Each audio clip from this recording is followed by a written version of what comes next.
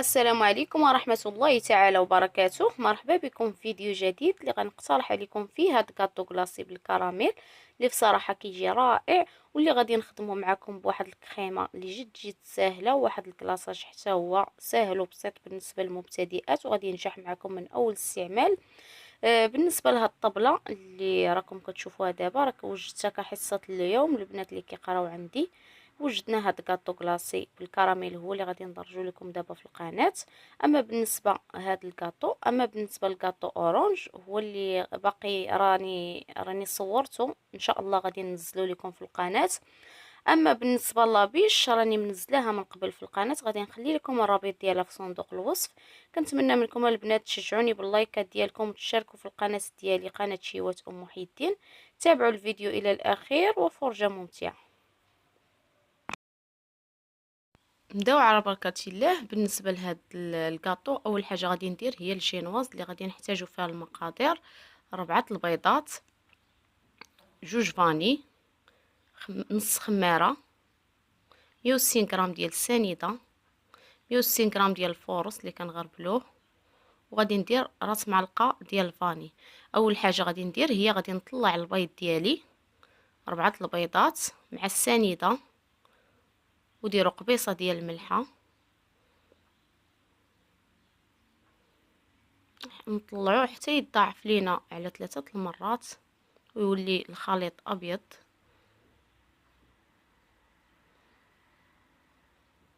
قبيصه الملحه صافي. غادي نطرب مزيان حتى يطلع ليا البيض ديالي. غادي نوريكم كيفاش.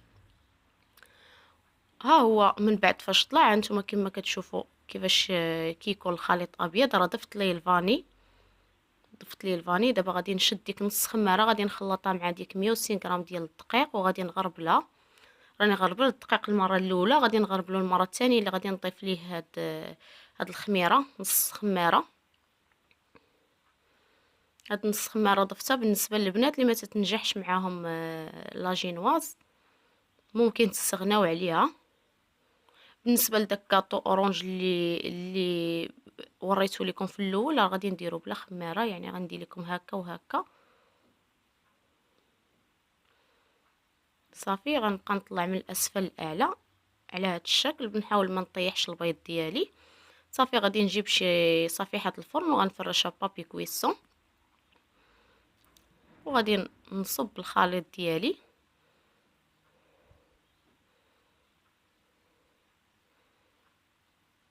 وغادي نطاليه هكا على هذا الشكل كما كتشوفوا، كما موضح في الصوره.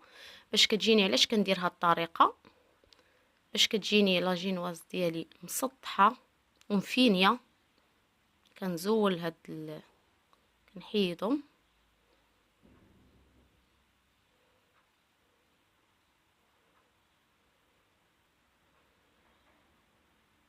صافي. كنظف الجنيبات باش ما يتحرقوش ليا.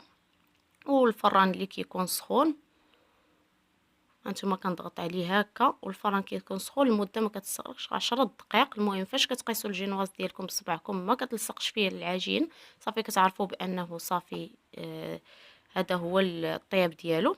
ها هي لاجينواز ديالي من بعد فاش طابت كما قلت لكم كنقيسها، ما كديرش ليا العجين في صبعي. صافي كنعرف بانها لاجينواز ديالي صافي، غير كتنشف من الفوق.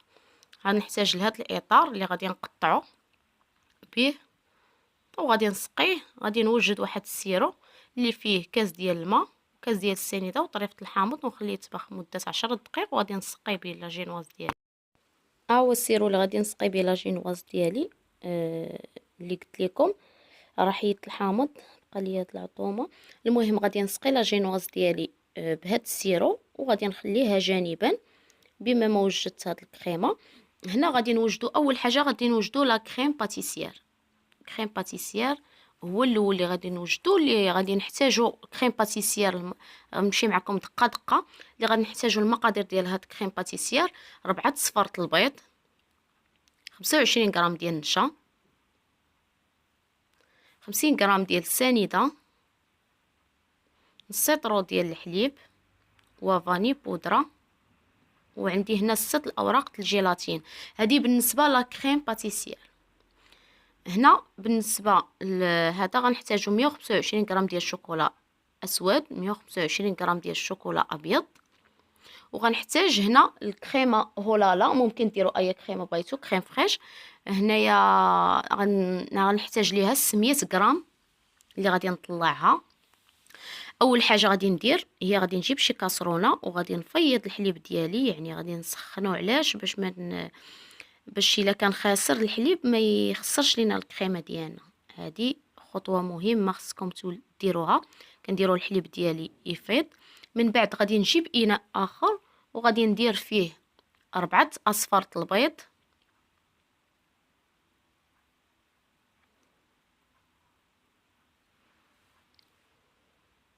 الا مشيتو مع هاد الكاطو دقه دقه ان شاء الله راه غادي ينجح معاكم. راه ساهل الا تبعتوا الخطوات بالتفصيل، راه غادي يجيكم ساهل. هنايا السنيده 200 غرام، 25 غرام ديال النشا وفاني، غادي نديرو فاني صافي، وغادي نخلطو وغنخليو جانبا حتى يفيض لينا الحليب ديالنا وغادي نزيدو عليه صافي. يعني راه ساهل هاد الكاطو، راه كنت درتو للبنات في الكو، راه جربوه البنات، جرباتو واحد الاخت وراه نجح معاها. يعني الا تبعتو ما تقولوش راه صعيب، الا تبعتو غير المراحل دقه دقه راه ان شاء الله غادي ينجح معكم صافي. ها هو الحليب ديالي، من بعد فاش فاض ليا غادي نضيفو على هذا الخليط ديال البيض غير بشويه بشويه، وحنا كنحركو ما نوقفوش على التحريك باش ما يطيبش لينا البيض ديالنا. حنا كنحركو بحال هكا بسرعه وكنرجعوا هذا الخليط في الكاسرونه وغادي نديروها فوق النار على عافيه مهيله، وحنايا كنخلطو ما نوقفوش على التخلاط حتى كيعقد لينا كريم باتيسير ديالنا. ما نخليوش يعقد بزاف، المهم غير كيجيب لينا ديك التبويقه الاولى صافي كنحبسو. صافي كيدير الفقاعات الاولين صافي كنطفيو النار وكنضيفوا ليه الجيلاتين. فاش كنحسوا بالكريم باتيسير ديالنا قريب يعقد صافي كنرقدوا الجيلاتين. ما ترقدوش الجيلاتين دابا، جيلاتين المده ديالو 2 دقائق كنديروا في ما بارد. هنايا كريم فريش غادي نطلع 600 غرام مونطي. ها هو كريم باتيسير ديالي عقد كما كتشوفوا، راه ما عقدش بزاف. غادي نقسمو على 2، غير تبعوا معايا. غادي نقسم هاد كريم باتيسير على 2. هنايا الجيلاتين انا راني رقدت كل اناء رقدت فيه 3 الاوراق الجيلاتين. بالنسبه لورقه واحده راه كتوزن 4 غرام، يعني هنا راه كاينين 3 الاوراق الجيلاتين بوحدهم. غنعصرو مزيان من الماء بارد، راه رقدتو في الماء بارد، و3 الاخرين غنضيفو في النصف الاخر.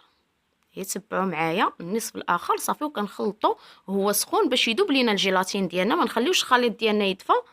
من بعد فاش غادي نخلطو غادي نضيفو هاد الجزء غادي نضيفو ليه شوكولا اسود، والجزء الاخر غادي نضيفو ليه الشوكولا ابيض.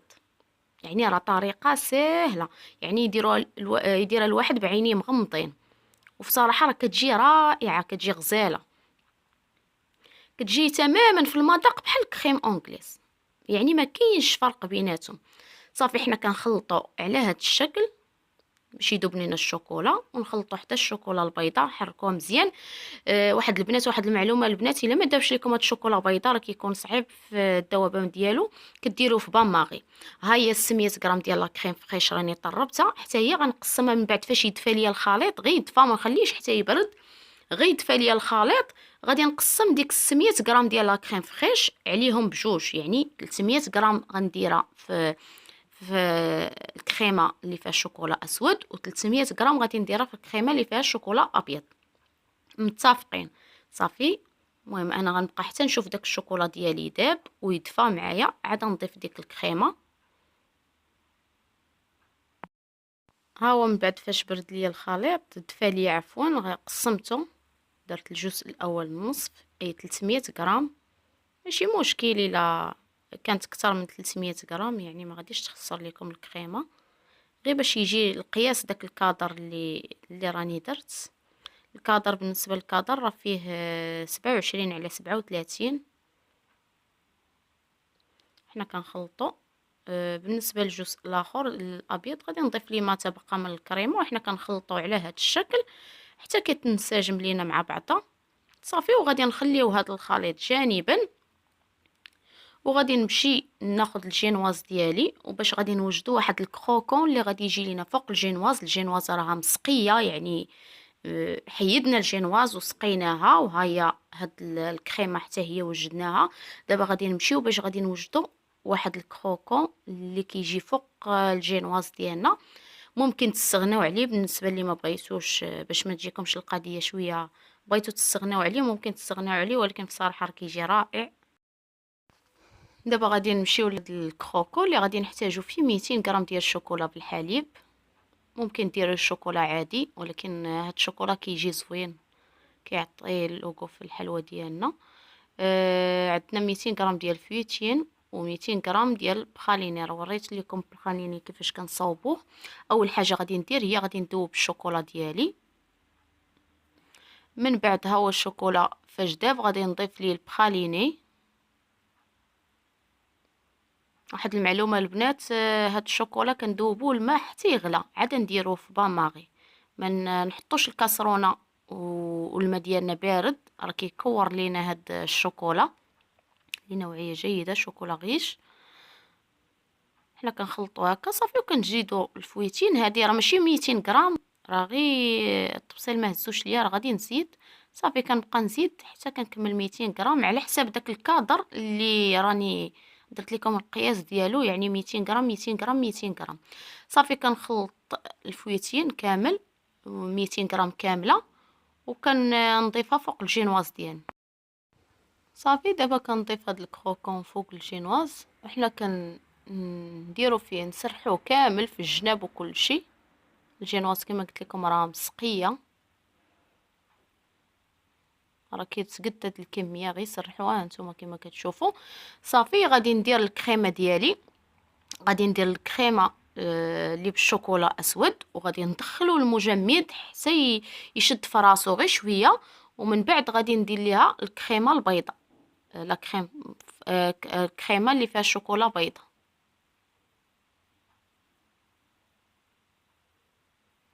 دابا ها هي درنا الكريمه الاولى، غادي نسرحو وغادي نخشيو يشد في راسو شويه، من بعد غادي نديرو البيض. صافي ها هو الكريمه ديالنا شدات شويه في راسها، دخلت المجمد. غادي ندير هاد الكريمه البيضاء اللي فيها الشوكولا ابيض. صافي ونسرحو ونخشيو المجمد حتى الغد ليه ان شاء الله، عاد باش غادي نوجد ليه داك الكلاصاج ديالو، كلاصاج كراميل. صافي غادي نسرحو، غادي نغطيه بشي بلاستيكه باش ما يشربش لنا ريحه الثلاجه، وندخلو المجمد. من بعد فاش بات ليا الكاطو ديالي اللي كان كلاصاج اللي غنحتاج فيه 250 غرام ديال السنيده، 6 المعالق كبار ديال الماء اللي عبرت به هاد المعلقه، 6 المعالق. عندي 4 اوراق الجيلاتين، كل ورقه فيها 4 غرام. عندي 300 غرام ديال لا كريم فريش، كريم فريش ديال الطياب. اول حاجه غادي ندير هي غادي نجيب شي كاسرونه اللي تكون ثقيله، ما تكونش خفيفه باش ما يحركش ليكم. غادي ندير فيها 250 غرام ديال السنيده، وداك الماء 6 المعالق ديال الماء اللي غادي نديرهم فوق النار على عافيه مهيله حتى كيولي لينا اللون ديالها اللون ديال العسل، يعني بني، اللون ديال العسل. صافي فاش كيقرب يولي ليا اللون ديال العسل، كنسخن هاد لا كريم فريش وكنخويها عليها بشويه بشويه، وحنا كنحركو. خارج النار كنضيف هاد الجيلاتين اللي كنرقدها في الماء بارد، 4 اوراق الجيلاتين خارج النار. دابا اول حاجه غادي ندير هي غادي نشعل النار ديالي على عافيه مهيله، وفاش كندير كنحركو غير هكا، ما نديروش المعلقه. صافي كنديرو فوق النار هانتوما، كنخليه على عافيه مهيله وحنا كنحركو غير هكا. لا كريم فريش راني درتو ونقصت ليه يسخن. صافي كنبقاو على هذا الشكل حتى كيتبدل لينا اللون ديالو. هانتوما كما كتشوفوا راه عافيه مهيله ناقصه عليها. هاد الكاسرونه عندي راه ثقيله، يعني ما نخافش منها تحرك ليا. وها هو اللون ديالو كيفاش كيكون، كنحصلوا على هاد اللون ديال العسل تماما. صافي دابا كما كتشوفوا هانتوما، صافي غادي نضيف دابا لا كريم فريش اللي سخونه، غنضيفها بشويه بشويه وحنايا كنحركو. ها هي راه سخونه، غنطفي عليها النار. حاولوا تبعدوا وجهكم راه حيت كيطلع باش ما يحرقش لكم. صافي وحنا كنخلطو غير بشويه بشويه، نخويوش كامل. صافي وحنا كنحركو ما كنوقفوش على التحراك مده 2 دقائق. صافي وكنطفيو النار. خارج النار كنضيفو دوك اوراق الجيلاتين، 4 اوراق الجيلاتين اللي رطبتهم في الماء بارد، كنعصرهم مزيان وكنضيفهم عليه. صافي وكنبقى نطرب على هذا الشكل. علاش كنطرب؟ باش الكلاصاج ديالنا كيجي لامع. صافي دابا كنبقى نطرب هنا مده 2 دقائق. صافي وكنطفي النار، كنطفي النار وخارج النار كنضيف الجيلاتين. صافي ها هو من بعد باش طربته بالطراب اليدوي مزيان باش كيعطيني داك الكلاصاج ديالي لامع. كنصفيه 2 تصفيات وكنخليه حتى يدفى غير شويه، يدفى غير شويه وغادي نصبو فوق الكاطو ديالي. دابا غنمشي للتزيين. غادي نحتاج شي كاشرونه تكون ثقيله اللي غادي ندير فيها 200 غرام الكميه اللي بغيتو ديال السنيده. غنديرها فوق النار على عافيه مهيله، وضروري تكون الكاسرونه ثقيله حتى يبداو يذوبوا ليا بحال هكا من الجناب. ما نقيسش ما نحركش بشي ملعقه، كنحرك غير هكا الكاسرونه. من بعد فاش كيذوب ليا هانتوما على هذا الشكل كيولي اللون ديالو، كنخليه جانبا. ها هو دابا راه سائل، كنخليه جانبا حتى يعقد واحد شويه، يعني ما نخليوش غير يبرد راه كيكرم. هانتوما انا نوريكم كيفاش غير كيعقد شويه. هانتوما على هذا الشكل غادي ناخذ واحد نوازيطه وغادي نخشي فيها كوردون على هذا الشكل كما موضح في الصوره. صافي وغادي نديرو في داك الكراميل وغادي نبقى هكا شاداه، راه بالزربه كيكرم باش كيجينا داك النوازيطه بحال دايز منها الدمعه. هانتوما على هذا الشكل كما موضح في الصوره. غنبقى حتى كنكمل هادو. من بعد هانتوما كيفاش كيكون. غادي نوريكم الشكل الثاني اللي كناخذ هاد المغرفه كندهنها بالزيت، ولا ممكن تغلفوها بابي كويسون، وغادي نبقى نزيكزاكي هكا على هاد الشكل، خطوط عشوائيه. كندير هاد الطريقه نفسها في هاد المغرفه الكبيره، معلقه كبيره. صافي نخليها غير دفا، ما نخليهاش حتى تبرد، غير دفا شويه وغادي نزولها. هانتوما نفس الشكل على هاد الشكل. كنتمنى الفكره تكون وصلاتكم وبصحه والراحه. كنتمنى تكونوا تستافدتوا. وبالنسبه للشناب زينت بالنوكا، راه النوكا فايته ليها في القناه، ممكن تزينوا باي شيء بغيتو.